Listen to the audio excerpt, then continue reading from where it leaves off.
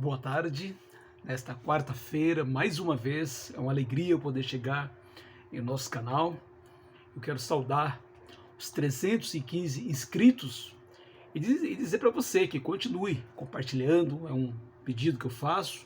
Você que ainda não assim se inscreveu, faça a sua inscrição, que nosso objetivo é propagar a palavra de Deus toda quarta-feira, quase a noitinha, eu chego no canal e nós falamos da palavra de Deus. Hoje, mais uma vez, essa palavra do Senhor que tanto tem edificado nossas vidas, tanto tem assim nos abençoado. Você me conhece, eu sou um discípulo de Jesus na cidade de Guarulhos, congrego na igreja dele, que se reúne no bairro dos Pimentas. Meu nome é Valdir, e hoje eu quero te convidar para entrar no livro de Lamentações, Lamentações capítulo 1. Você lembra que a semana passada eu disse que era a última mensagem que eu fazia do livro de Jeremias. De fato, muitas mensagens foram escritas, que você pode inclusive ter muitas mensagens lá no portal igrejadecristo.net. As mensagens estão, boa parte das mensagens estão lá, são as mensagens que diariamente eu mando para os grupos que eu tenho no WhatsApp, no Telegram. Algumas delas eu transformo em artigo e mando para o portal, e alguns desses artigos se tornam vídeos e eu assim compartilho no nosso canal, o canal da Igreja de Cristo, no bairro dos Pimentas. Lamentações 3:22. Lamentações capítulo 1. Lamentações é um livro que eu gosto muito. 3:22 é o texto que eu mais conheço, por isso que esse ato falho. Aliás, você sabe que eu estou naquela leitura das páginas do Velho Testamento. Eu assim estou no livro de Naum, mas há alguns meses atrás eu passei pelo livro de Lamentações e vamos lá já ler. Lamentações 1:2, que diz o seguinte: chora amargamente de noite, e as lágrimas lhe correm pelo rosto. Entre todos os seus amantes não tem quem a console. Todos os seus amigos a traíram, tornaram-se seus inimigos. E também o versículo 19, é o versículo também que eu gostaria de destacar, o versículo 19, que diz o seguinte: chamei os meus amantes, mas eles me enganaram. Os meus sacerdotes e os meus anciãos morreram na cidade, quando estavam à procura de mantimento para restaurarem as suas forças. Olha só. Lamentações de Jeremias. Lamentações é um livro, um pequeno livro em que o profeta Jeremias, ele, como o próprio nome diz, ele está profundamente triste porque o povo de Israel foi para a Babilônia como assim exilados, como consequência dos seus pecados, que Deus tinha prometido que faria caso o povo não se arrependesse. E como o próprio nome do livro diz, em grande parte é a lamentação do profeta Jeremias pela derrota do povo de Deus, especialmente para a cidade de Jerusalém, a capital do reino de Judá, agora destruída, com poucos habitantes, apenas os mais pobres foram deixados lá pelo rei Nabucodonosor. E dessa maneira, a cidade está quase que inteiramente desabitada. Chama a atenção que Jeremias, que tanto avisou, através, você pode ler o livro do profeta Jeremias, tanto ele avisou, falando para o povo de Deus, para a nação de Judá, na realidade, especialmente a cidade de Jerusalém, que se arrependesse dos seus pecados, mas a nação não ouviu o profeta enviado por Deus, preferiu ouvir os falsos profetas. E nós vemos aqui que Jeremias, ele não tem aquela atitude de dizer, eu não disse, como estava certo, pelo contrário. Ele lamenta, ele chora, assim, aquilo que aconteceu com a nação. Às vezes ele se lamenta por si próprio, como se ele fosse o próprio assim arruinado, de tanto que ele se identifica com o povo de Deus. Porém, o texto de hoje, o tema de hoje, o engano dos amantes, mostra que Jerusalém foi abandonada por seus amantes, aqueles em que ela colocou a sua esperança, em que ela traiu ao Senhor Deus, que era o seu marido, o seu esposo, e foi assim nos braços dos amantes. Amantes aqui podem ser as nações em que Israel assim se apoiou. Você lembra que Israel muitas vezes buscou o Egito, aquela nação na qual no passado o povo de Deus tinha sido escravo, agora ele voltava para o Egito pensando que haveria segurança assim no povo egípcio, no faraó, pensando que seriam os seus aliados, e na realidade o Egito virou-lhe as costas, e também o Egito não tinha poder suficiente para fazer frente aos babilônicos. Amantes aqui também podem ser os deuses das nações, os ídolos, os pedaços de madeira em que não há força nenhuma, e que o povo de Israel, um povo monoteísta, um povo que acreditava no único Deus verdadeiro que existe, deixou-se levar pelos deuses das nações assim vizinhas, que não eram deuses, eram imagens de escultura, imagens de animais, imagens assim de pessoas, imagens muitas vezes assim do sol, da lua. Então, pois é, a nação confiou nesses amantes, confiou nessas imagens, confiou nesses deuses. Você sabe que o texto de hoje me faz lembrar pessoas com quem eu já conversei e que, ao abandonar o seu cônjuge, seja o marido abandonando a sua esposa porque ficou apaixonado por, às vezes, uma colega de trabalho, às vezes apaixonado por uma vizinha. Pois é. Normalmente, quando o diabo é tão terrível, que quando assim ele quer cegar alguém, ele coloca todos os defeitos possíveis no cônjuge, seja a esposa, seja o marido. E muitas vezes, quando a pessoa vai abandonar, está disposta a abandonar a esposa, disposta a abandonar o marido, ela diz assim: ó, ela é insuportável, ela é uma megera, ele é insuportável. E muitas vezes, naquele momento de emoção, naquele momento de paixão, diz a respeito do amante: ah, como ele é amoroso, como ela é amorosa, cuidadoso, cuidadosa, bom caráter. Pois é, porque naquele momento está cego, naquele momento está olhando só pontos negativos no cônjuge e acha que o amante ou a amante tem tudo aquilo que parece que em casa não tem. Pois é, puro engano, puro engano. Só parece que é melhor.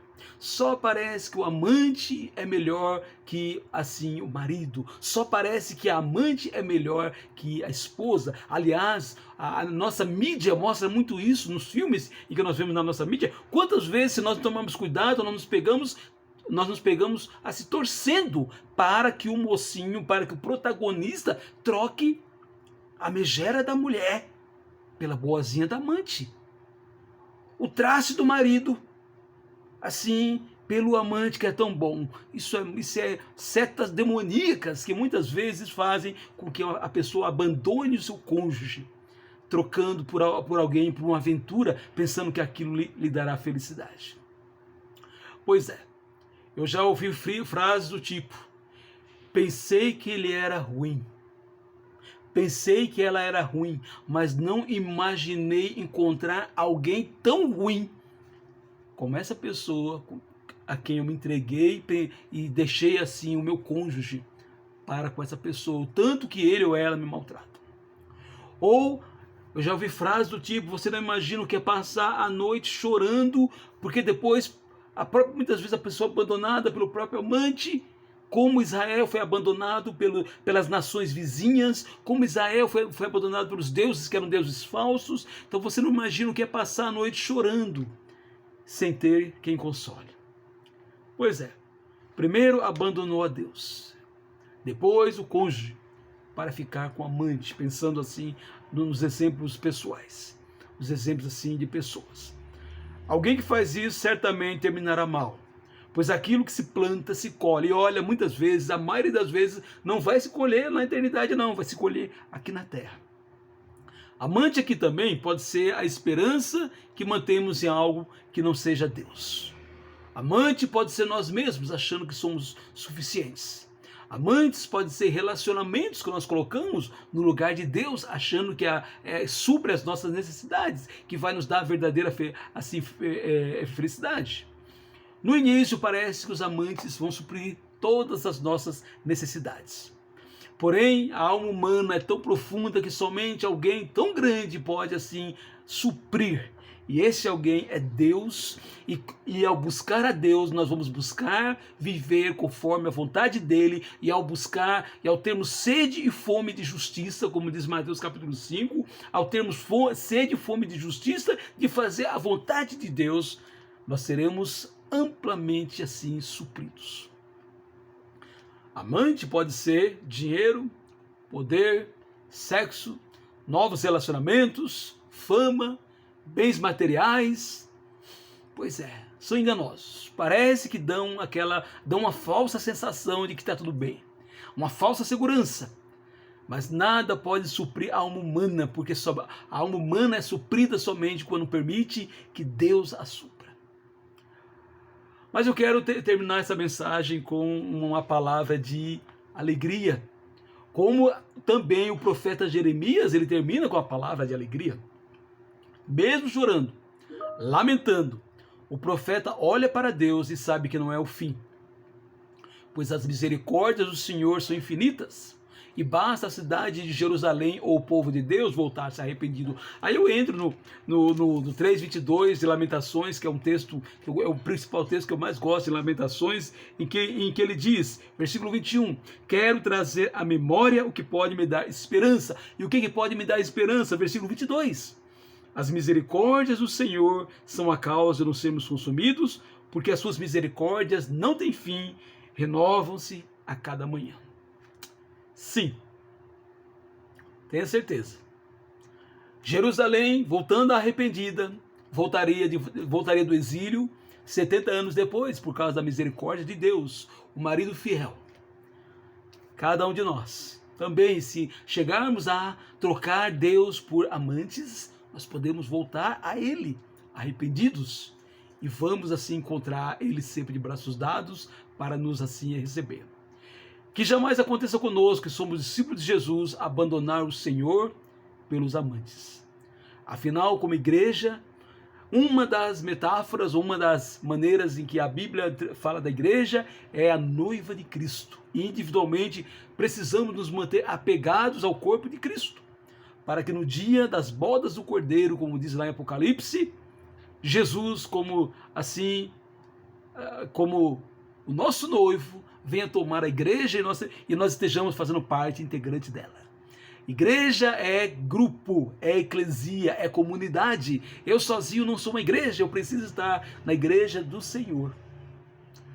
E para você que talvez esteja longe, afastado do Senhor, todos os dias, que talvez tenha trocado o Senhor por amantes, por aqueles amantes que eu falei, por aquilo que parecia lhe dar segurança, seja fama, seja dinheiro, seja emprego, seja o que for, todos os dias é dia de voltar aos braços do Pai, e Ele, amoroso e misericordioso, sempre estará disposto a nos receber de volta. Tenha certeza, Ele ouve os seus gemidos, a sua dor, seu choro, suas madrugadas solitárias. Sabe por quê? Porque Deus é o único que conhece os bastidores da nossa vida. E como marido, ou como uma esposa fiel, Ele é amoroso e deseja sempre estar conosco. Se você quer ter essa mensagem, como assim, por escrito, o engano dos amantes é o tema dessa semana. Vai lá, igrejadecristo.net, que ela está preparadinha, disponível para você compartilhar com quem você quiser. Quarta-feira não terminou, daqui a pouco, se você quiser, nesse canal, nós teremos a nossa reunião da Igreja do Senhor, do Corpo de Cristo, que se reúne nos Pimentas. Daqui a pouco estou indo para lá e nós vamos transmitir assim, ao vivo a nossa mensagem.